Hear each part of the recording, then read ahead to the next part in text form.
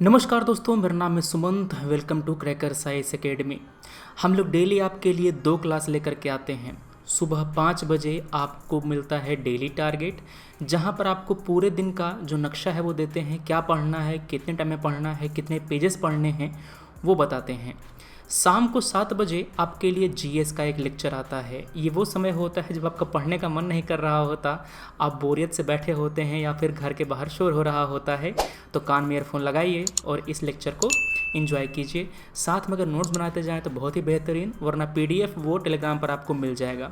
Telegram पर आप crackers IAS academy search करेंगे, आपको ये चैनल मिल जाएगा। यहाँ पर आप अपने आंसर्स लिखकर भी सबमिट कर सकते हैं। आपके आंसर्स को आपके जो दोस्त हैं, हम लोग जो हैं उसको इवेल्युएट करते हैं। चलिए, हमारा जो आज का टॉपिक है वो है effective management of water resource. जो रिसोर्सेज हैं, वैसे तो ये आपको GS1 में पढ़ना है, मगर GS1 में कंजर्वेशन नहीं है। जो टॉपिक है कंजर्वेशन का, वो GS3 का है।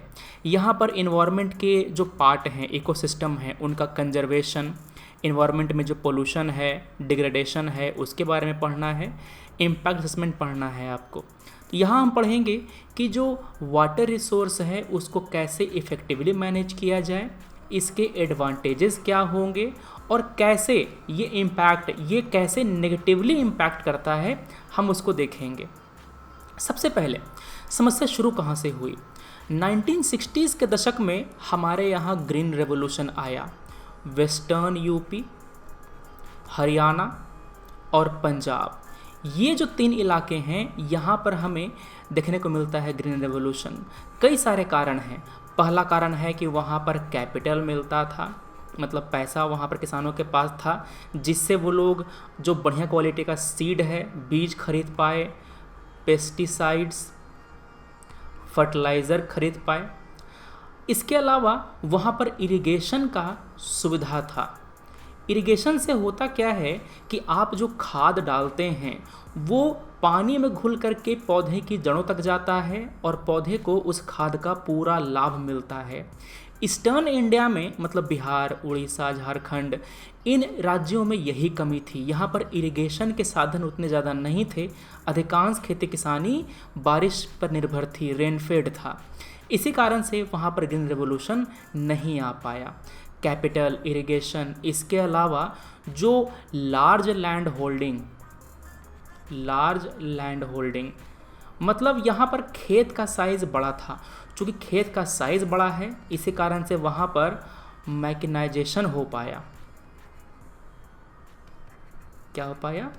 फार्म मैकेनाइजेशन हो पाया, मतलब वहाँ पर मशीनें जैसे कि ट्रैक्टर है, हार्वेस्टर है, इन सब का इस्तेमाल होता है वहाँ पर ज़्यादातर। इससे कृषि में जो इनपुट कॉस्ट है वो घटता है, मतलब लागत घटती है और मुनाफा बढ़ता है। मगर समस्या तब शुरू हुई जब ये इरिगेशन हमारे लिए खतरा बनने लग गया। पंजाब, हरियाणा, वेस्टर्न यूपी, यहाँ पर वाटर टेबल नीचे गिरने लग गया। क्या हो गया? वाटर टेबल नीचे गिर गया। वहाँ की जो मिट्टी है वहाँ पर सैलिनाइजेशन देखने को मिला, मतलब कि वहाँ की मिट्टी में जो सॉल्ट कंटेंट है वो बढ़ने लग गया, मिट्टी की उर्वरकता कम हुई और इसके कारण जो फर्टिलाइज़र है इसका और भी यूज़ बढ़ गया, मतलब पर हेक्टेयर जो फर्टिलाइज़र की डिमांड थी वो बढ़ गई। तो ये जो 3 समस्याएं हैं ना, वो कब हुई? वो तब हुई जब वहाँ पर ओवर इरिगेशन हुआ। क्या हुआ? वहाँ पर ओवर इरिगेशन, मतलब जितना पानी ज़रूरी था उससे ज़्यादा पानी दिया गया। समझ गए बात? तो यही मेन समस्या है। पानी ज़्यादा देंगे तो समस्या है, पानी कम देंगे तो समस्या है। अगर पानी कम देंगे तो क्या समस्या है सर? आपने जो खाद छिड़का है वो खाद जो पौधे की जड़ है ना वहाँ तक पहुँच नहीं पाएगा, क्योंकि पूरा घुल नहीं पाएगा। तो ओवर इरिगेशन, अंडर इरिगेशन, दोनों समस्याएं हैं। जो क्रॉप प्रोडक्शन है वो होता है तब जब आप सही मात्रा में इरिगेशन दें, पेस्टिसाइड, फर्टिलाइज़र सब दें। अच्छा, मान लो कि आपसे कोई सवाल पूछा जाए और आपको उसका, देखो अधिकांश लोगों को इंट्रोडक्शन लिखने में ही समस्या होती है। क्या होता है? अधिकांश लोगों को इंट्रोडक्शन लिखने में ही समस्या होती है। इसी कारण से वो उनको समय ज़्यादा लगता है आंसर लिखने में। आपको पता है कि इसका आंसर क्या है, मगर आप लिख नहीं पाते। अगर कोई सवाल आए ग्रीन रेवोल्यूशन पर, तो उसका इंट्रो एक लाइन में इसका डिफिनेशन हो सकता है। कैसे डिफाइन करेंगे? एकदम सिंपल समझिए। क्या मैंने बताया आपको? मैंने ये बताया कि जो क्रॉप प्रोडक्शन है वो बढ़ गया था क्योंकि हमने फर्टिलाइज़र, पेस्टिसाइड और हाई यील्ड वैरायटी के जो क्रॉप है वो इस्तेमाल किया। तो क्यों ना उसको एक लैंग्वेज में कर दें, एक सेंटेंस में कर दें। Large increase in crop production by use of artificial fertilisers, pesticide and high yield crop variety is referred to as green revolution. इतना सेंटेंस में कौन सा बड़ा तोप चीज़ है जो तुम नहीं लिख पा रहे? एकदम आसान सेंटेंस है, बस थोड़ा सा प्रैक्टिस की ज़रूरत है। आप जब सोच के लिखेंगे ना धीरे धीरे तो आएगा, आप बस कोशिश कीजिए। सब आपके दिमाग में है, आपके दिमाग में सब कुछ है, बस प्रैक्टिस करके लिखने की ज़रूरत है। हमारे यहाँ जो वाटर यूज़ है वो बहुत ज़्यादा है, मतलब पर यूनिट, मतलब कि 1 किलो धान उगाने के लिए हम लोग जितना पानी खर्चा करते हैं उससे आधा और 1/3 में ब्राज़ील में और यूएसए में लोग अपना फसल उगा लेते हैं। चाइना में भी वाटर यूज़ बहुत ही कम है। आखिर क्या कारण है? ये जो हाई वाटर यूज़ है, मतलब कि ओवर इरिगेशन है, वो क्या समस्या पैदा करता है, हम पहले वो देख लेते हैं। मिट्टी में जो सैलिनेशन है वो बढ़ा जाता है, मतलब मिट्टी में जो सॉल्ट कंटेंट है वो बढ़ाता है। कैसे सर? ध्यान सुनिएगा। ये आपका खेत है, खेत में आपने पटवन किया, पूरा मिट्टी में जो आपका पानी है वो है। अब होता क्या है, ये पानी नीचे की ओर परकुलेट होता है, नीचे की ओर ये पानी रिसता है। तो जो मिट्टी में से जो न्यूट्रिएंट है वो बह करके और नीचे चला आता है, ग्राउंड वाटर में घुस जाता है। ठीक है, एक समस्या तो ये हो गई। दूसरी समस्या ये हुई कि जब ये मिट्टी सूखेगा, ध्यान सुनिएगा, जब ये मिट्टी सूखेगा तो नीचे का जो पानी है वो ऊपर की ओर आएगा। आपको पता है ना कैपिलरी क्या होता है? अरे जो लालटेन में तेल ऊपर चढ़ता है वो कैसे चढ़ता है? चढ़ता है कैपिलरी से ही ना, क्योंकि ऊपर की ओर खींचता है तेल को। उसी तरह से जो नीचे का जो ह्यूमिडिटी है वो सूखी हुई मिट्टी की ओर जाएगा और अपने साथ सॉल्ट को भी लेकर के जाएगा। ठीक है, तो यहाँ पर मिट्टी का जो ऊपरी लेयर है, यहाँ पर बार बार पटवन करने के कारण जो सॉल्ट का एक लेयर है वो बन जाएगा और इसी को हम लोग कहते हैं सैलिनेशन। मिट्टी या तो एसिडिक हो जाएगा या तो एल्कलाइन हो जाएगा। फिर इसको ट्रीट करने के लिए हम लोग जो जिप्सम है ये सब मिलाते हैं। अगला है वाटर लॉगिंग। बार बार इरिगेशन करने से पानी जम जाता है, जो खेत हैं, पास्चर हैं, पानी जम जाता है, वहाँ पर फिर मेथेन CH4 पैदा होता है जो कि एक ग्रीन हाउस गैस है। पंजाब, हरियाणा, वेस्टर्न यूपी, इन तीनों इलाकों में ये समस्या देखी जाती है। वाटर टेबल कम होता है तो मैंने बताया ही, जो वाटर टेबल है वो और नीचे चला जाता है। ट्यूबवेल, पंप ये सब फेल होने शुरू हो जाते हैं। समरसेबल का जो ड्रिलिंग है, जो आपका नीचे जो होता है ना बोरिंग, वो और गहरा करना पड़ता है। जो एग्रीकल्चर इनपुट है उसका इफ़ेक्टिवनेस कम जाता है। जैसे कि आपको अब ज़्यादा खाद देना पड़ेगा, आपको अब ज़्यादा जो पेस्टिसाइड है वो देना पड़ेगा। क्लियर है?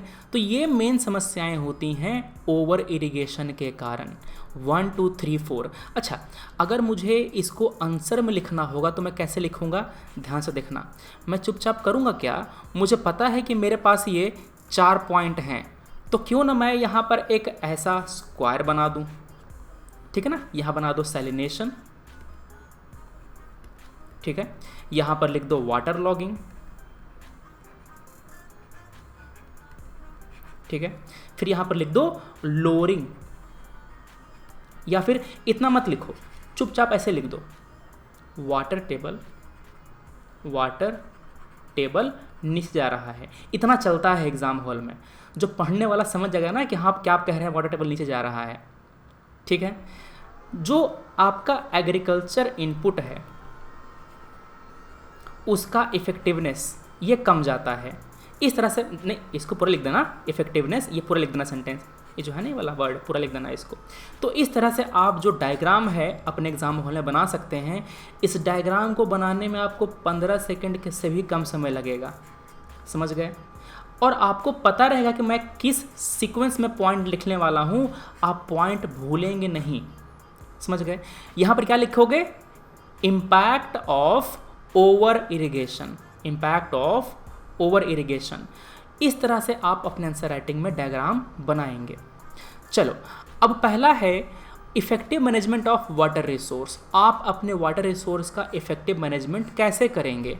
माइक्रो इरिगेशन की टेक्निक अपनाएंगे, ड्रिप, स्प्रिंकलर, इन सब का इस्तेमाल करेंगे तो जो वाटर यूसेज है वो कम हो जाएगा। ये माइक्रो इरिगेशन होता क्या है, इसका डेफिनेशन क्या है? Micro irrigation is frequent application of small quantities of water directly above और below the soil surface. Above soil surface किस में होता है? स्प्रिंकलर वाले में, जिसमें फुहारा से बारिश होती है। जो जड़ के अंदर देते हैं हम लोग पानी, ये ड्रिप के ज़रिए हम लोग दे सकते हैं। डिस्क्रीट ड्रॉप में, ये नहीं कि हम लोग पूरा धार बहा दिए, ड्रॉप ड्रॉप करके पानी गिरेगा। ये ड्रिप में भी ड्रॉप से ही पानी गिरता है, जो स्प्रिंकलर होता है यहाँ पर भी ड्रॉप से ही पानी गिरता है। तो ये एक सिंपल डेफिनेशन हो गया माइक्रो इरिगेशन का। वाटर सेट डेवलपमेंट, यहाँ पर जो लैंड यूज़ प्रैक्टिस है इसको आप चेंज करेंगे। मतलब कि अपने इलाके में आप पौधे लगाएंगे, जो वाटर मैनेजमेंट है वो करेंगे। इसका मतलब ये होता है कि जो धार चल रही होती है आपके इलाके में, उसको एक साथ ला करके एक बड़ी धार, जैसे कि एक नाला यहाँ बह रहा है, दूसरा स्ट्रीम यहाँ बह रहा है, तो आप उसको जोड़ करके एक जगह लेकर के आएंगे, फिर उस वाटर को यूज़ करेंगे आगे जा कर के। या फिर इस चैनल को अपने खेत में ले जाइए, इसको अपने खेत में ले जाइए, इस तरह से आप उसको यूज़ कर सकते हैं। वैसे वाटर शेड पे हमने एक अलग से वीडियो बनाया है, वाटर शेड पर एक अलग से वीडियो बनाया है जो कि अभी वायरल चल रहा है, अभी काफ़ी लोग देख रहे हैं उसको, तो उसको देख लीजिएगा। जो माइक्रो इरिगेशन है, ड्रिप, इस पर एक अलग वीडियो है, सेपरेट वीडियो, और स्प्रिंकलर इस पर भी एक अलग वीडियो है। तो 3 वीडियो आपका हो गया 3 टॉपिक के लिए, वो देख सकते हैं, सभी इसी चैनल पर है। सबका लिंक आपको मैं कमेंट सेक्शन में पिन कर दूंगा, उसको देख लीजिएगा। अगला है रेन वाटर हार्वेस्टिंग। जो बारिश होती है तो पानी छतों पर गिरता है, उस पानी को कलेक्ट करके या तो उसको ग्राउंड वाटर में डाल दो ट्रीट करके, या फिर उसको बाद में इस्तेमाल करने के लिए किसी तालाब में, पोखर में उसको इस्तेमाल, मतलब उसको जमा कर लो। तो ये होता है रेन वाटर हार्वेस्टिंग, जहाँ पर रेन वाटर को, बारिश के पानी को आप जमा करते हैं और उसको इस्तेमाल करते हैं। जो ट्रेडिशनल टेक्निक हैं, जैसे कि पहले बावड़ी हुआ करता था, हमारे यहाँ नहर हुआ करता है बिहार में, गया में पाइन कहते हैं, हमारे यहाँ पाइन भी होता है, ठीक है ना। जैसे कि आप बिहार में जब आएंगे तो रोड किनारे एक पतली सी नाली जा रही होती है, नाली मतलब जो होता है ना, एक धार, नहर कह सकते हो उसको, वो जा रही होती है। तो इसमें एक्चुअली बारिश का पानी ही इकट्ठा हो रखा होता है, ठीक है। तो इन सब को हम लोग इस्तेमाल करते हैं। वाटर प्रोडक्टिविटी को इम्प्रूव करना है, मतलब वाटर का जो एफिशिएंसी है वाटर यूज़ का, उसको बढ़ाना है। वेस्ट वाटर को इस्तेमाल कर लीजिए आप, मतलब कि जो आपने पानी इस्तेमाल किया सब्जी धोने में, कुछ और करने में, तो या फिर जो डोमेस्टिक वाटर है जो घर से निकल रहा है, उन सब को आप इस्तेमाल कर सकते हैं खेत के पटवन में। समझ गए बात? तो ये सब जो चीज़ें हैं ये करनी होगी। ड्राउट प्रूफिंग एग्रीकल्चर, ये क्या होता है? हम ऐसे बीज लगाएंगे जो ड्राउट रेसिस्टेंट हों। कई सारे ऐसे क्रॉप हैं जो सूखे को झेल लेते हैं, जैसे कि दलहन, पल्सेस, मूंग है, ये सब जो है ना, अरहर, जो आपका अरहर है, ये सब ड्राउट रेसिस्टेंट क्रॉप है। अगर बारिश नहीं भी हुई, बहुत कम बारिश हुई, तब भी ये दलहन झेल लेगा और आपको अच्छा प्रोडक्टिविटी देगा। फ़ायदा क्या है? सबसे पहला फ़ायदा ये है कि जो वाटर है उसका यूज़ मैक्सिमम रूप में हो पाएगा, मतलब एफिशिएंसी इसकी बहुत ही बढ़ जाएगी। चूँकि वाटर का एफिशिएंसी बढ़ रहा है, सही टाइम पर सही मात्रा में पानी दे रहे हैं और ड्रॉप ड्रॉप से वाटर दे रहे हैं, तो जो आपका प्रोडक्टिविटी है, क्रॉप यील्ड है, ये बढ़ जाएगा। इफ़िशिएंसी बढ़ जाएगी फर्टिलाइज़र का, मतलब फर्टिलाइज़र, देखो अगर आपने ओवर इरिगेशन कर दिया तो जो खाद का जो दाना होता है ना, वो पूरा घुल करके नीचे ज़मीन में चला जाता है, ग्राउंड वाटर में जाकर मिल जाता है। फिर उसे क्या होता है? यूट्रोफिकेशन, एल्गल ब्लूम वगैरह आगे होता है। तो अगर आप उतना पानी देंगे ही नहीं तो ये दाना धीरे धीरे गलेगा और धीरे धीरे पौधे की जड़ों को धीरे धीरे मिलेगा, तो इससे ज़्यादा इस्तेमाल हो पाएगा आपके खाद का, ज़्यादा आपको खाद नहीं देना पड़ेगा। ठीक है ना। अगला है वीड ग्रोथ। चूँकि आप हर जगह पटवन कर नहीं रहे हैं, केवल जड़ के पास पानी दे रहे हैं, तो उसके अलावा और कहीं घास उगेगी नहीं। चूँकि आपका घास नहीं उग रहा है तो जो हर्बिसाइड है इसका इस्तेमाल नहीं करना पड़ेगा, आपका लेबर का खर्चा बचेगा, वाटर का जो पावर का जो बिल है, इरिगेशन का बिल है वो कम आएगा, ऑपरेशन कॉस्ट कम हो जाएगा, लागत आपकी कम हो जाएगी, सॉइल इरोजन नहीं होगा, सैलिनेशन नहीं होगा, सैलिनेशन भी नहीं होगा। ठीक है। अब हम आपको दे रहे हैं प्रैक्टिस करने के लिए एक क्वेश्चन। सवाल है, how can the effective management of water resource increase the productivity of agriculture in India, explain कीजिए। अगर आप वाटर रिसोर्स का इफेक्टिव मैनेजमेंट करते हैं तो ये कृषि की उत्पादकता को बढ़ा देता है, कैसे, एक्सप्लेन कीजिए। 250 वर्ड में आपको इसका आंसर लिखना है, 15 मार्क्स का सवाल है। इस क्वेश्चन का आंसर लिखने के बाद आप इस टेलीग्राम ग्रुप पर अपने आंसर को सबमिट कीजिए रिव्यू करने के लिए। वीडियो अच्छा लगे तो लाइक, खराब लगे तो डिसलाइक। चैनल सपोर्ट करने के लिए खुश रहिए अपने दोस्तों के साथ जो भी तैयारी करते हैं यूपीएससी के, स्टेट पीसीएस की, सबके फायदे के लिए। हम मिलते हैं अपने अगले वीडियो में। Thanks for watching, take care, Jai Hind.